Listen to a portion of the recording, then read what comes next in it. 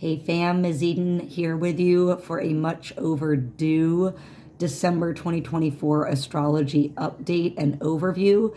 So at this point, we're about halfway through. We're at the Ides of December. If you've ever heard that term, beware the Ides of March, right? Mid-March, that's what the Ides are, mid-month. So we're at the Ides of December, fam, and I'm so sorry to get to this video later than I wanted, but you know what? I'm going to look at the glass half full. I got the video out finally. For months, I've been wanting to get you guys a deeper dive into the astrology of the month kind of video. And so here we go, little by little, getting it to y'all. And on the full moon in Gemini and Mercury direct. So for me, I'm just like, that aligns, that checks out.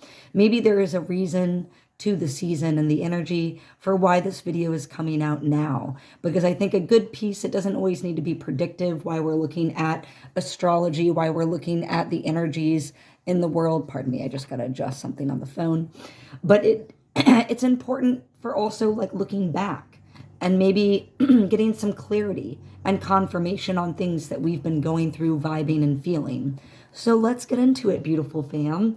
I am so happy you're here. We are going to take I won't say a quick run through because that's more like our tarot readings when I would try and embed these in the monthly tarot. Now we can really dive in a little bit more into the energies of the astrology of December. So let's go through some important dates again, and we're going to go through chronologically.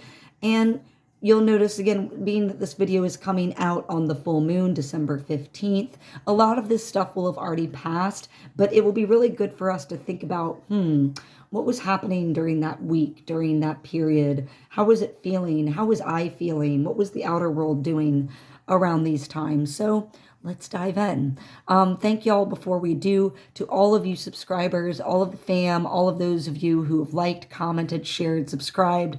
It really helps my work beyond a doubt. I mean, I can't say enough. That is the way that you can really support me. The easiest way, the cheapest way, because it's free, is to interact with these videos and get that algorithm kicked into gear. So thank y'all so much for all the support. And I do hope that there'll be something meaningful in this video. Let me know how these energies have been hitting y'all, fam. So let's get into it. On December 1st, right off the tip for the month, we had a new moon in Sagittarius. So new moons were all about new beginnings, fresh starts, stepping onto new paths, new cycles. And with it in Sagittarius, we had a really nice opportunity to get really creative and in touch with what inspires us, what kind of lights our fire on the inside, so to speak, right? Now, we might have hit a little bit of like a wall with the new moon because we are in, well, as of this video's filming, we'll get into that. But at the time of the new moon, we had Mercury retrograde. Mars was about to go retrograde. We had a lot of other planets also currently retrograding right now. So the slowdown energy, the reviewing, reflecting, that kind of energy was very strong with that new moon. So it was really a good time not to try and launch forward with new things, but to like sit and be inspired about what can be. That was really the rife energy there for that new moon. Then on the 6th of December, we had Mars station retrograde in the sign of Leo. I believe it will be retrograding back through the sign of Cancer as well. So it'll retrograde through Leo and Cancer. And that is going to be a period where we can do a lot of deep dive. And I have had this confirmed those first few weeks of the month. So I will attest to that. It is further allowing us the opportunity to deep dive into those inner shadow sides of the deep subconscious, those blocks of the ego self, because with Mars energy, Mars governs Aries, the first house, the house of the self, the sacred masculine. There are mature and immature expressions with Mars. And so Mars in its mature state can very much not be the warlike aggressive god, but it is the creator god, the manifester energy in which accepts and acknowledges all the beauty and divine sacredness of the self. It accepts you just as you are, good, bad, and in between. And in so doing, that mature Mars energy also acknowledges, accepts, and respects others for their true individual selves. So I want us to think about that when we think about that expression of Mars, because we often hear Mars as it's warlike, it's aggressive, it's combative. Even myself, I have been guilty of that as well. And that is one side of Mars. But we cannot forget, as I learn more and more, and that's the beautiful thing about knowledge, right? And learning, as I learn more and more, there are multiple dynamics to these. It's not just one size fits all with Mars. That is one side and one element to Mars. And I like the analogy that that's like the immature expression, that warlike, aggressive, egocentric kind of energy. Well, you have a mature side too. So this Mars retrograde in the sign of Leo, again, a big like ego driven, see me, look at me, fire sign, but like coming from a heart space, like a big heart space. Leo are, they're big, balls of sunshine, but it's very much asking us during this retrograde, again, to dive deep within and work through those blocks so we can step into the mature aspects of both Mars and Leo and Cancer. All right, fam. So that's the 6th. On the 7th of December, Venus will move in, back it up, we're already on the 15th. Venus moved, past tense, into Aquarius, and then Neptune stationed direct. So big day on the 7th. And I, for one, these last 2 weeks or so, kind of since I'm based in the US, kind of like the Thanksgiving holiday here, the end of November time, it has just been a really big drain. Like energy drain. It just feels like it takes a lot more to get through the day. I come home, I'm a lot more tired. I'm sleeping for longer. My body's aching. I'll speak to that a bit more, but that is something to do with the larger energies at work. But this Neptune direct, these energy of the last couple of weeks, again, here we go, is to like maybe providing a little bit more clarity onto the why we're feeling these things. Venus moving out of Capricorn and into Aquarius can ask us to get really innovative, revolutionary with our ideas and expressions of love. How we express love to others, our love partnerships, those projects that we love. It doesn't always have to be romantic love, but Venus is very much about love in any sense of the word and indulging in those tactile, sensual pleasures. So with it in Aquarius, it becomes really tied into how can this Venus and Aquarius energy, we kind of revolutionize our thinking about how we express our love. How can we become more of like an equitable community, equitability, right? There's more give and take. It's more balanced and fair. Be careful, because again, when we talk those mature and immature expressions of signs of planets, the immature expression of Aquarius, which I've also mentioned in my Pluto and Aquarius videos. If you haven't checked them out, go and check them out, y'all. They're on my page. Is Aquarius can also be the sign of like mind control, manipulation. And we got to be a little wary of that as well in these love dynamics and relationships. Just like I warned with that Capricorn energy, where it's control for like power. This is more control for manipulation and wanting you to think and do and act in certain ways with Aquarian. Trying to control the way you see and think about things in the world. Very matrixy, right? So with our love relationships during this Venus and Aquarius cycle, and again, this doesn't have to be person to person or romantic. This is just in relationships with things that we love. Be mindful that some things might be coming up for us to give us some ability to experience and work through, again, these tests of like, where are we trying to control? Where are we trying to change someone's opinion or viewpoint on things, manipulate their view? Be mindful of that, because we don't need to be doing that to the people, places, things, communities that we love. Open shut. That's not what elevates love. Those kind of control aspects. That's the lower operating ego self. That's very much going to lower the vibration of that love expression. So just be mindful of that. Now, Neptune moving direct in Pisces is a huge deal, because right now Neptune is at the final degree in Pisces. Why is that important? It's like full moon energy, endings, culminations, wrap-ups. Neptune is also the planet that is connected to Pisces. So it's very much, Pisces is at home in Neptunian energy. When we're at the 29th degree of a sign, it is the final wrap up of that energy before the planet moves into the next sign, which Neptune will shift into 0 degrees of Aries. That first sign, that first degree, fraction part of a degree of the zodiac. And again, we already talked about Aries and Mars energy having to do with one, the self, ego, the sacred masculine. So while we have Neptune in Pisces, the planets are a little bit tired at the end of these transits before they shift into the next sign. So I would expect to see a lot more robust action with Neptunian themes once it enters Aries. It's kind of chugging along, sputtering out as we leave Neptune and Pisces, right? But that doesn't mean that there's not very important pearls of wisdom and experience to be gained, having to do, again, with the deep dive into the subconscious. What do we need to work through in these emotional blocks that have perhaps existed lifetimes? These are karmic blocks that are being challenged, hence why we're so tired, y'all. Why a lot of us might be feeling exhausted and our body aching and our mood very agitated the last few weeks or month. It is because we are being asked to deep dive and let go of a lot of this karmic baggage, because the universe is resetting us. It's like, y'all gotta elevate. Y'all gotta raise that vibration, that frequency. We gotta upgrade the DNA, right? And so that's what's happening with a lot of these increased solar activity. I mean, it's powerful. I start to track and notice how you feel around these periods of solar activity, because we're now entering into a very active period of our current solar cycle. I believe the prediction is that it's going to be getting the most active in 2025. That's for our solar cycle.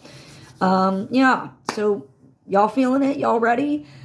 Let's get in touch with our spiritual connection, what we need to do to set our spiritual foundations really solid, because as this Pluto and Capricorn energy moves away, as we are falling, that is falling away, and we are moving, I should say, more into Pluto and Aquarius. This is all about how can we rebuild a world that is based more on fairness, justice, equity, community.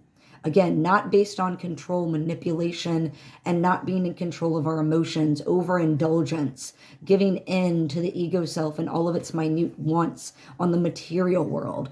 Do we really need all these things that we're being told we need? Consumerism culture, right? Or are we all being pulled to like reconnect with the self? And we're like, all this material stuff that we've been told that we need over the years, that's not filling my boxes. I'm feeling like I need more. And life's not just feeling fulfilling when it's just that work and buying and work and purchasing and work and, no, there has to be more than life. I find a lot of us are coming back to, and you're right, the system that many of us, most of the world lives in right now is very much unnatural to our natural state. Because look at the rest of the natural world. None of it operates in a capitalistic way, in like a consumerism kind of way. You don't see, again, when we see pictures of what animals do to nature, it's pretty pristine, right? Well, what do humans do to nature? Pollute it, bulldoze it, put in a parking lot, right? That's what humans do to nature when we're in nature. So just think about that. With Neptune being in this final degree of Pisces, it is a very opportune time for us to, again, connect with our spiritual selves, our higher selves, start reconnecting with what really is filling my cup. Where do I need to make these shifts? Where do I need to work through these blocks on the inside that have perhaps been there my whole life or many lifetimes? Because it is all coming up for a reason, and meet that discomfort with curiosity. Because fam, it has something to teach us. Now on the 15th, here we go. We're where we need to be. We have the full moon in Gemini and Mercury direct in Sagittarius. Big day. But like I said, I am feeling the slowdown. So where can we slow down, wrap up things with that full moon energy in the ways that like we haven't been using our voice and our ideas in the right way? Where do we need to let go of old connections, old ideas that are more based in, I just need to, again, like kind of control, right? Like we don't need to be talking just to talk right now with this full moon in Gemini. Receptivity is going to be the emphasis for the communication, because Gemini is the sign of communication. It is the sign of travel, of technology, of ideas and thinking, of health and, our health. So all that to say that with Mercury direct in the sign of Sagittarius, we are going to have a nice now opportunity to really move forward by listening and bringing in a little bit more receptivity with that full moon in Gemini. We don't have to be talking. We can be listening now. All right. And then we can allow, now that Mercury is direct, those ideas to come. We can slowly start launching things, because again, I think it's going to be a slow launch. We are at the end of the year with the solstice. Everything is winding down. Wind down with it. Do a little hibernation. Lean into the joy of the season, that it's not it's not meant to be go time right now. I guess maybe unless you're in the southern hemisphere, right? But even then, it's like some peak summer or peak winter. Either one of those peaks is like, you gotta slow it down. It's too hot or it's too cold, right?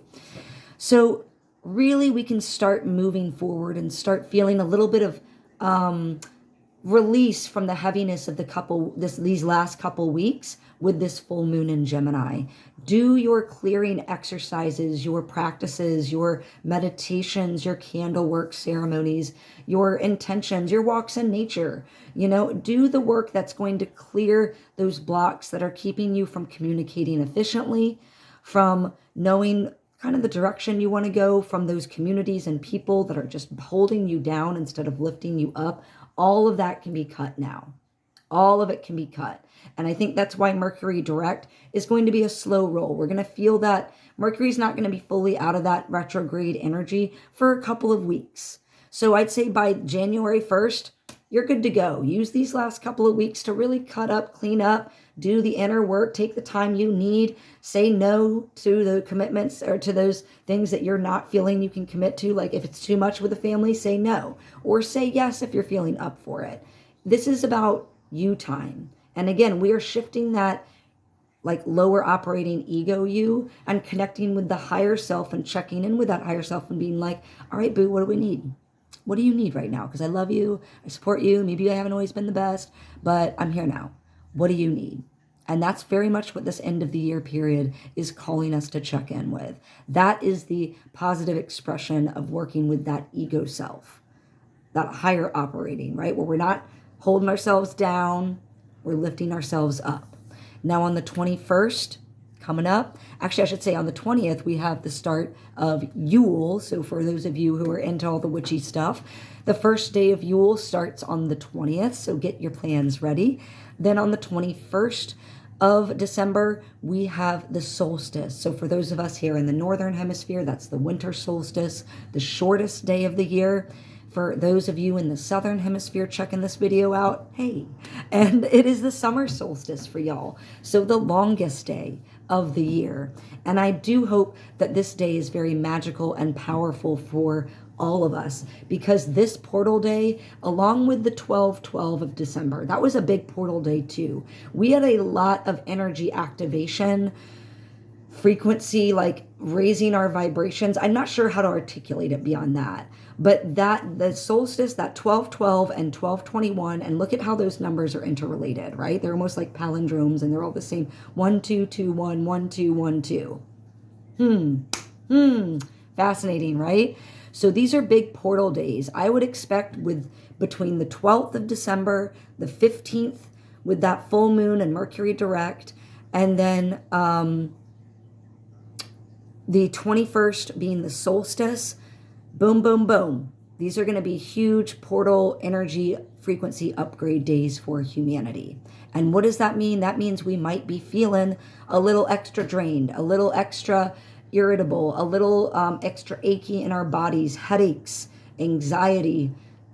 It can be a lot of things. You know, I've had all the above have happened to me. And then when there's no really quite explainable cause for it, you know, like you go to the doctor and they're like, you seem perfectly healthy. All your levels are good. it's the energy upgrades, right? That's what makes sense to me.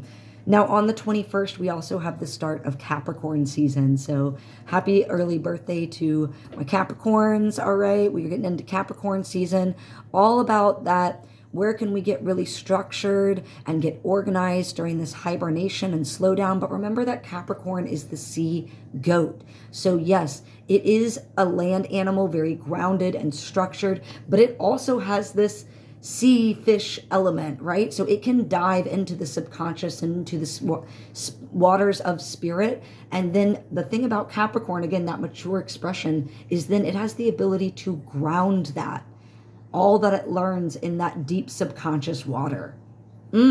So Capricorn, step into that mature expression in your season, my loves.